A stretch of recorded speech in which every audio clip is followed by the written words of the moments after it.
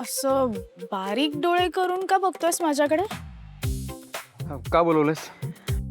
सांगते, पण तुझ्याकडे बघून असं का वाटतं की तुझा कोणीतरी कंप्लीट बँड वाजवलाय? काय झालंय? काय नाही, बोल. ओके, लक्ष दे. आपण हे सगळं ओके करू शकतो. त्या गौतम बांदेकरचा आयटम सॉन्ग ना फिल्म मधूनच काढून टाकू शकतो. त्यासाठी फक्त एकच गोष्ट करायला लागेल. काय? जास्ती काही नाही, म्हणजे छोटीशीच आहे. गौतम बांदेकरला तुला सॉरी बोलायला लागेल. What? Have you lost it? त्या इडियटला मी सॉरी म्हणू? हा, करेक्ट. असंच फक्त सॉरी.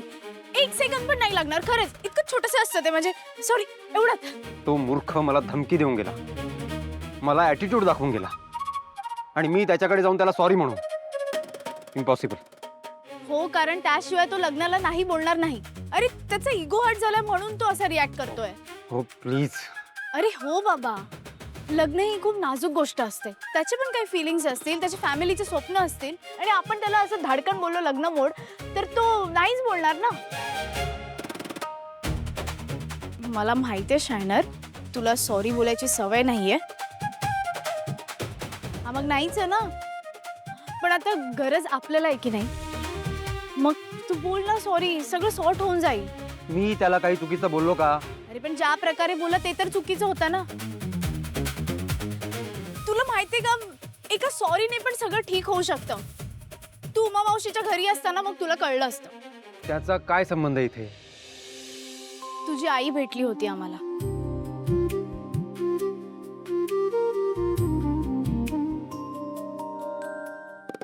आणि फक्त सॉरी बोलून सगळं सॉर्ट झालं. म्हणजे 2 फॅमिलीज मध्ये असं एकदम पॅचअप नाही झालं, पण भांडण तरी नाही राहिलं. आणि हे फक्त एका सॉरीमुळे झालंय. त्यामुळे शायनर, प्रत्येक वेळेस जिंकायचं नसतं. कधीतरी समजून सुद्धा भांडणं मिटतात. बोल ना मग तू सॉरी, प्लीज प्लीज.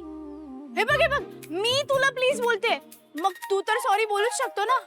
आणि तू काय बोलला होतास रे, की तू तुझ्या भावंडांसाठी काही करू शकतो? मग बोल ना सॉरी त्याला.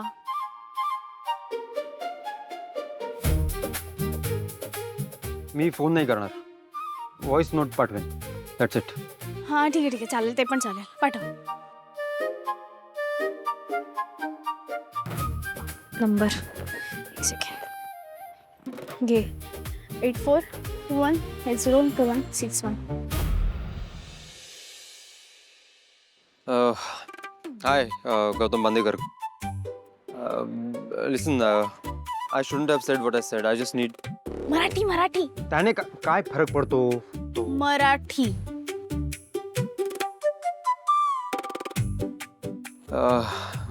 गौतम, हे बघ, मी जे बोललो ते, मी जसं बोललो तसं बोलायला नको होतं. माझा पॉईंट करेक्ट होता. मी मे बी टोन हार्श वापरला, त्यामुळे तुला ऑफेंड झाला असेल may be. So I am really sorry for that. Look, we need your help, आणि तुलाही खूप ओव्हरवेल्मिंग होत असेल. सो आपण भेटूया आणि शांतपणे बोलूया. Okay, give it a thought. हां, अँड डू रिप्लाय. झालं समाधान? सी, ब्ल्यू टिक झालंय, पण हा इडियट मेसेज नाही करणार, रिप्लाय नाही करणार. हो, थांब जरा.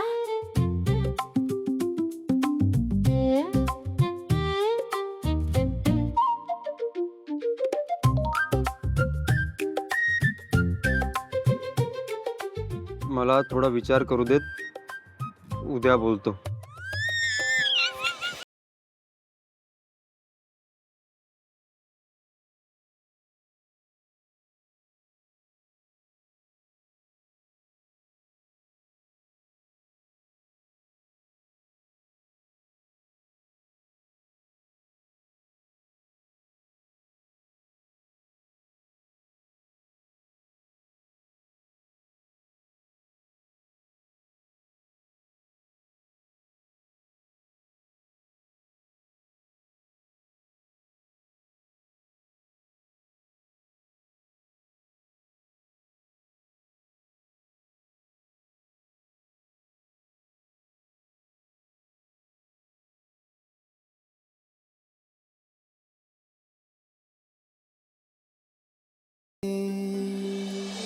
मी बोलली होती ना स्वामी आपल्या पाठीशी आहेत.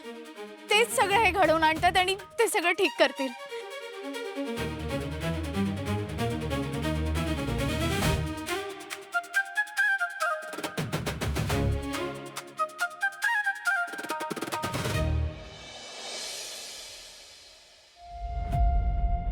मॅडम मॅडम जाऊ द्या ना.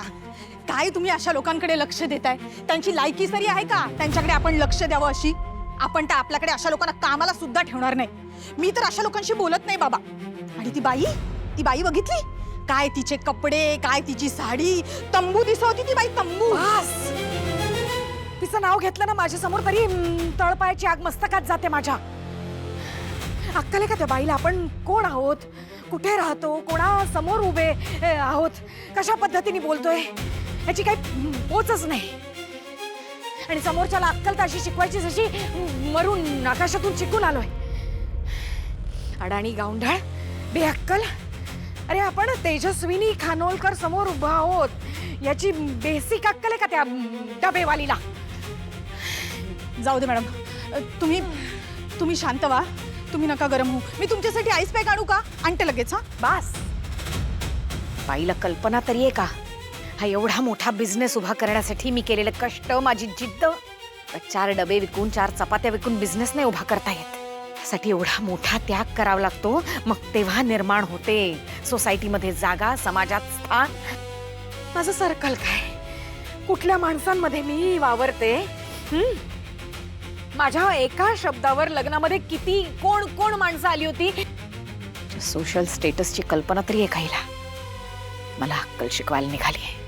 मॅडम हे म्हणजे कसं झालं माहितीये का? काजव्याने सूर्याला लाईट दाखवण्यासारखं.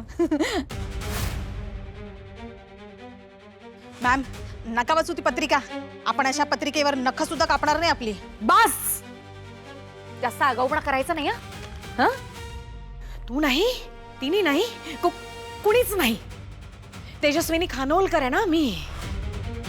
तुमच्यासारख्या 500 बायकांना नोकरीवर ठेवते, पगार देते, पोचते आणि गरज पडली ना डोक्यात गेल्या तर कामावरून काढून टाकते. सॉरी काय? मला अक्कल शिकवते. मग ची पत्रिकाच काय, तिचं नावही घ्यायचं नाही माझ्या समोर. मॅम ऐका तरी. मॅम